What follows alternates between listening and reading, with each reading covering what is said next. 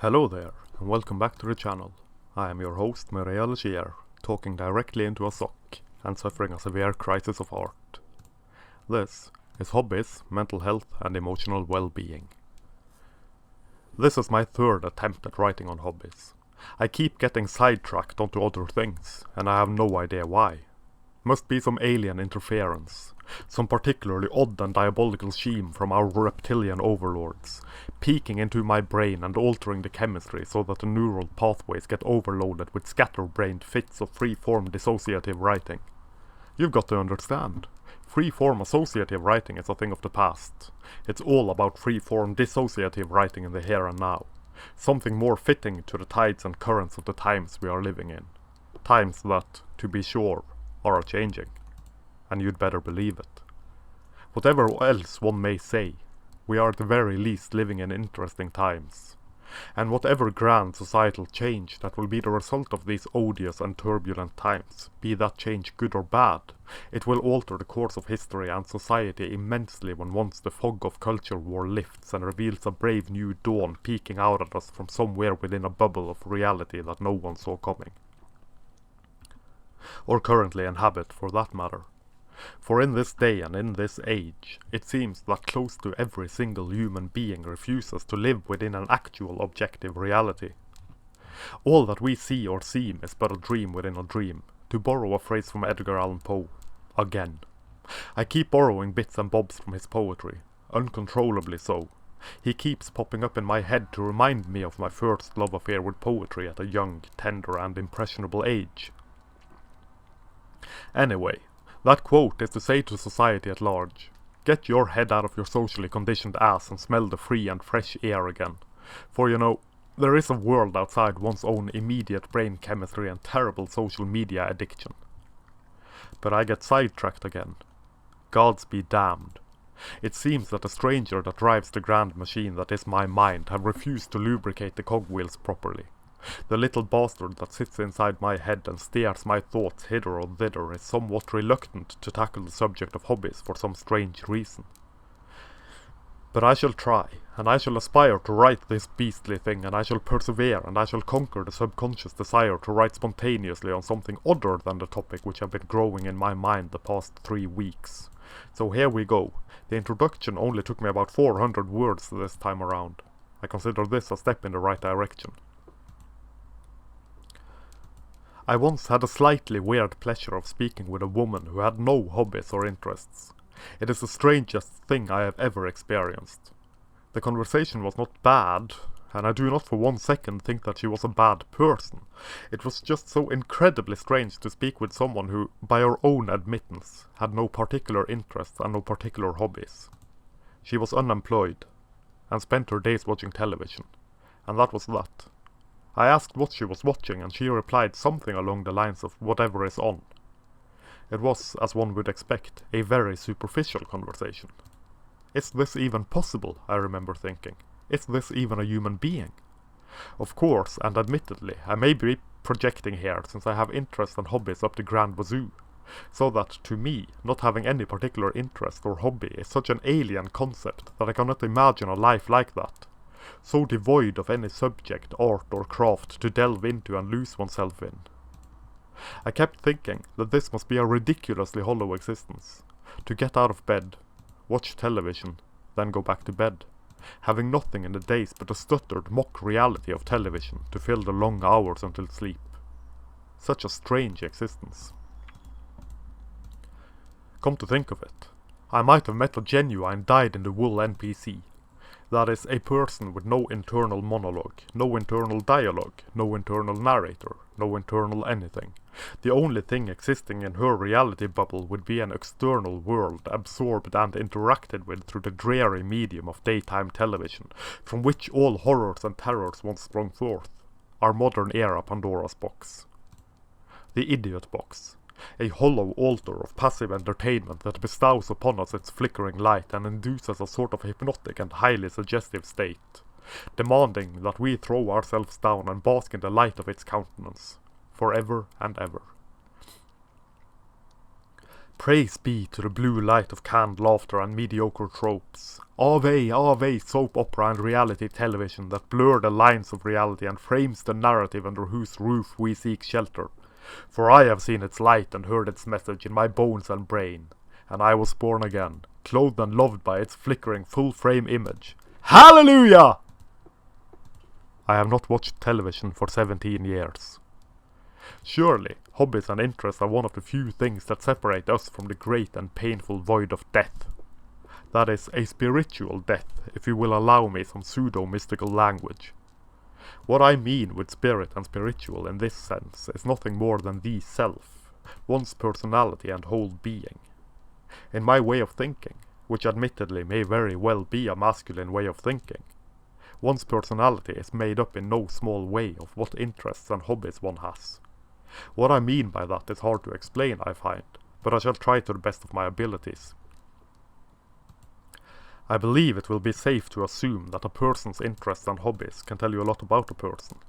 This can be seen on, for example, dating sites. People tend to list their interests and hobbies in the hope that they will find someone whose interests and hobbies are compatible with their own. If interests and hobbies did not tell you a lot about a person, it would be absolutely pointless to list them. Following on from this thought, if interests and hobbies are of such immense importance in understanding an individual and how this individual operates within and interacts with the world, would it not then be safe to say that a person with nothing of the sort is lacking something, that is not a whole and fulfilled person? This is not to say that I think hobbies and interests are the only thing that makes a person. Far from it. Still, it is very clear to me that it plays a major part in determining what kind of person one has to deal with. To such an extent that listing interests and hobbies seem to be of more, or at the very least the same, importance as other character traits. For example, kindness, generosity, patience, etc., etc. And no small wonder, for it would be an absurdity to shack up with someone with whom one has not a single interest in common. Not every interest need to be shared, of course, for a relationship to function. I would think it is incredibly important to have something that is one's own and one's own only. That is, something to do and enjoy in solitude. This does not change the fact that there does appear to be quite a lot of importance placed on mutual interests and hobbies in order to determine compatibility in our relationship, be that relationship platonic or romantic stroke sexual. Which to my eyes and mind, governed as they are by our reptilian overlords, tell us of the importance of interests and hobbies for individual well-being in no small way. And it is this individual well-being that is so important, I think, and the solitude. Coming from a man who very much enjoys his solitude and time spent with hobbies and interests in those moments of solitude, I can tell you that I always feel refreshed and fulfilled after being able to indulge in it. My primary interest and one of the greatest pleasures in my life is listening to music. When I have my moments of solitude, they are usually spent lying down and listening to music, for however long I may be alone. After such a session, I feel very much relaxed and invigorated. Not a small feat, considering my stress-related illness, chronic pain and fatigue making the simple task of relaxing a very difficult task indeed. It is during those moments that I am able to completely tune out, turn the constant chattering of my hyperactive brain off, for the most part, and lose myself completely in the present moment. A task that is not impossible for me otherwise, and an ability that can be trained and learned and applied to other areas of life that are more dull and mundane than these precious moments spent in solitude with a major interest or hobby, but which seem to come on its own accord when I indulge in these solitary listening sessions, or meditations if you will, of mine. It should then come as no surprise that I have invested a lot of time, energy and money into this hobby, spawning of course a new hobby and interest in audio equipment, which I also spend a lot of time, money and energy on. These are things that are incredibly important to me as a person, and as such for my mental health and emotional well-being. If removed for some reason or other, I would be very much diminished. I would have lost a great part of myself, and be left with a void which I think I would have a hard time filling with anything else. For the enjoyment, almost obsession, of music is something that have played a major part in my life for as long as I can remember. It is one of my prime sources of joy, healing and of relaxation. And something with such an amount of power is not something to be trifled with and taken lightly, nor is it something to be hastily tossed aside. Yet, tossing it aside seemed to happen with guys as we grow older, as we settle down and raise families. It is a given, obviously so, that there will be less time for certain interests and hobbies. Other things must take prime focus, and raising and maintaining a family is certainly one of those things. But to lose something of immense importance to oneself completely, to lose such a great part of oneself fully and wholly, strikes me as odd, if not complete and utter evil. And that is evil if giving up a hobby is something that is expected, which it tends to be, by and large, where men are concerned in this society of ours. For when a man settles down, all that once he was must be lost, and his only role, not his primary role, but his only role, is that of protector and provider, and that is all that he is, was, and ever shall be again, for as long as he lives. Anecdotal as it may very well be, I will bet you that every single man, and some women, you encounter of a certain age, say 25 and up, will have observed the same, either happening to himself or to someone he knows.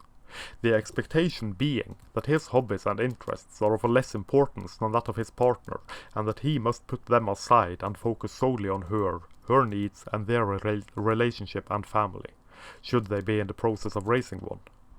Note that I write solely, not primarily. I don't think it a bad thing to focus primarily on one's family, should one be raising one. I think it a bad thing should this be the only focus, the only thing in one's life, all else gone out the window, as the windows and the doors close and the walls come closing in. From personal experience, I have seen friends be forced to sell their hi-fi equipment, their gaming consoles and entire music collection on 3 separate occasions because their partners was of the opinion that the hi-fi equipment was too ugly to be in their living room, which was in his house which she moved into, in the case of the missing hi-fi equipment. Knowing this man and his love for his system, this cannot have been easy.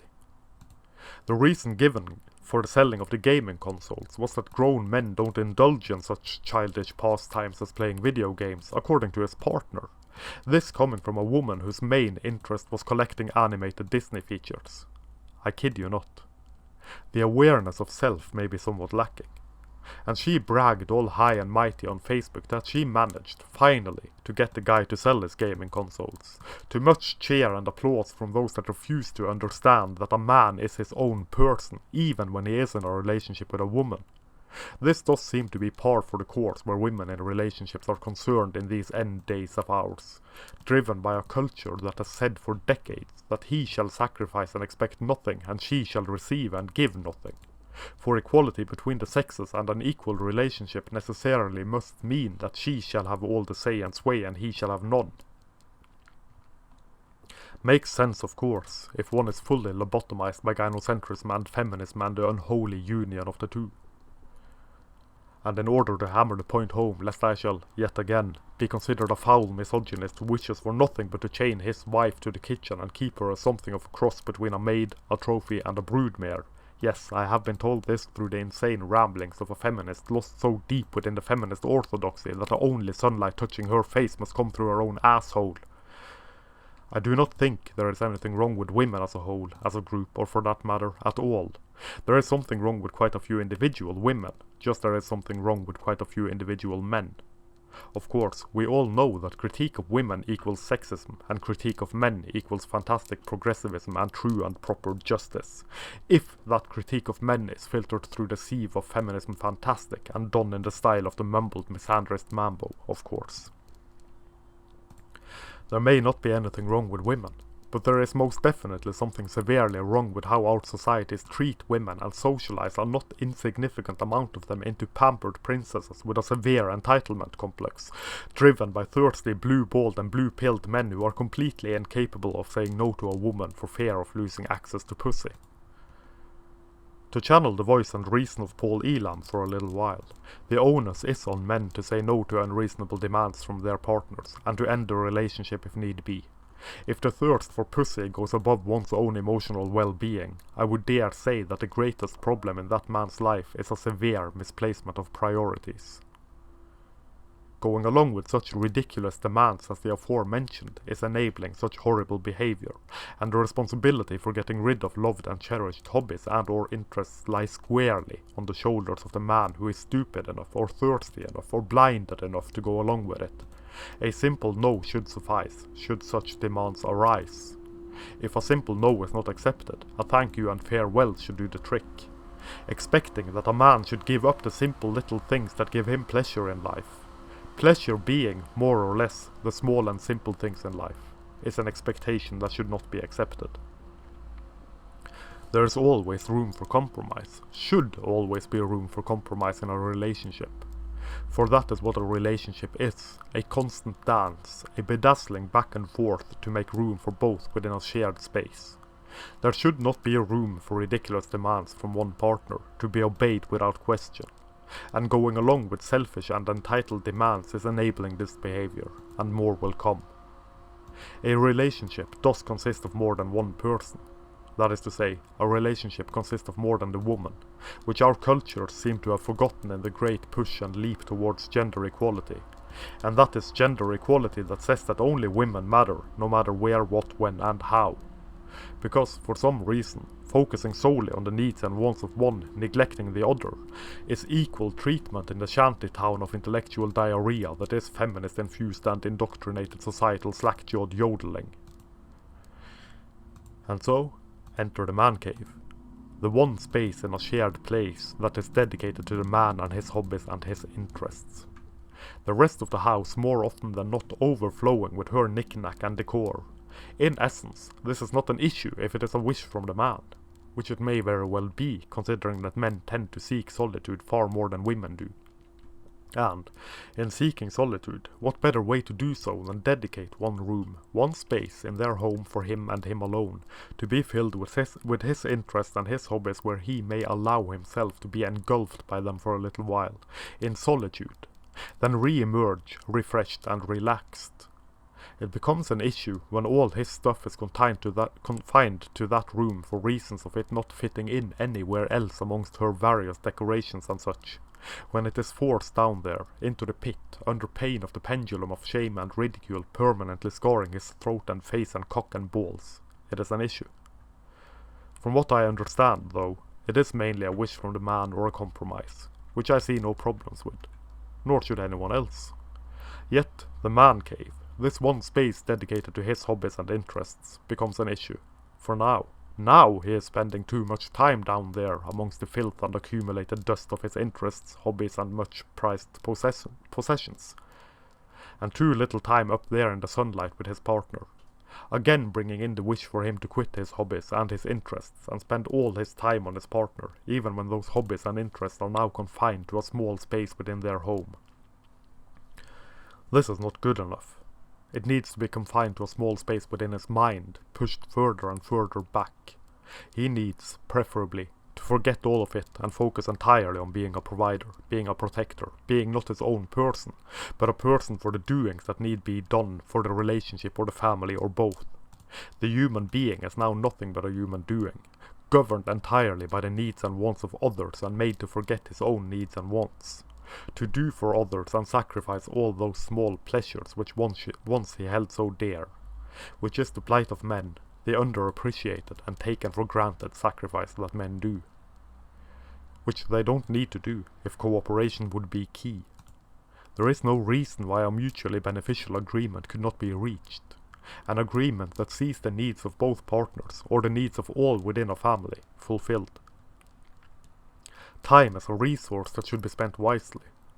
The days tend to fly by, and they get shorter, perceivably so, the older one gets. Suddenly, it is difficult to find time for hobbies and interests that was once so dear, which makes it ever more important to take time for them, to take the time and the space needed and deserved. Without time set aside, taken and grabbed for these joyous pastime activities, a man becomes a shell and a husk. This goes for women as well, of course, but I focus on men, because so precious few do. I have one day a week set aside completely for listening to music. More often than not, alcohol is also involved, because I have a love for alcohol, not in the sense that I get drunk all that often, but in the sense that I have a severe passion for the stuff. See, for all my jokes of heavy drinking, I am afraid to say that my drinking ain't all that heavy. I am getting too old for that shit.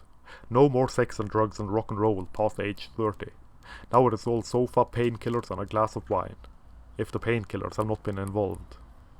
Woe is me.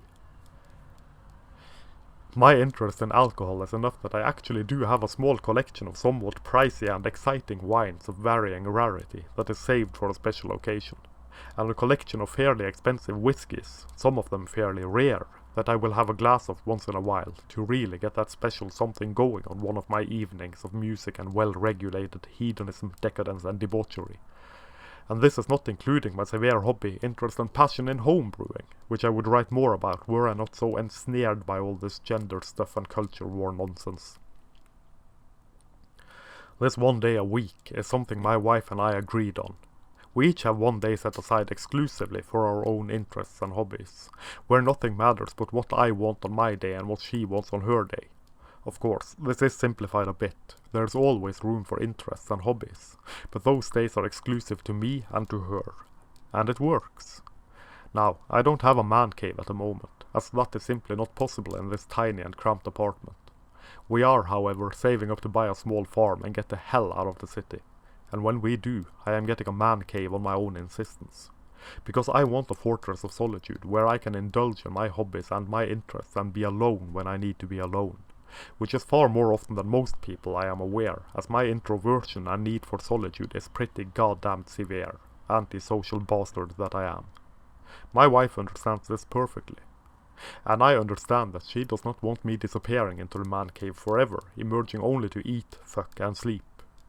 So we compromise, and we do that dance that couples do, and then we figure out how to fit both of us into all that is ours with enough room for ourselves, our own, and both of our interests and hobbies. This is not a difficult thing to do. It only takes a willingness to listen. On both sides. As our societies stand, however, it is expected that only the man shall listen and only the man shall sacrifice. And that is an impossible thing to do, without killing the soul of a man. Thank you very much for watching. Here follows an outro most befitting a video of this nature, a blatant attempt at virtual panhandling.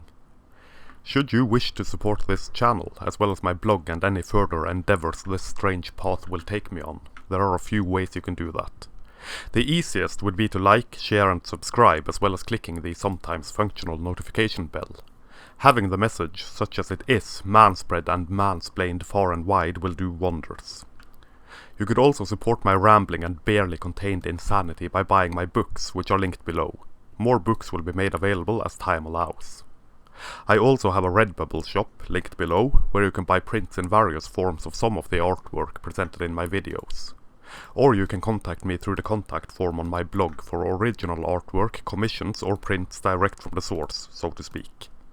Until next time, I am your humble bearded bard, Morea Legier, manspreading majestically beneath the steel sky of doom.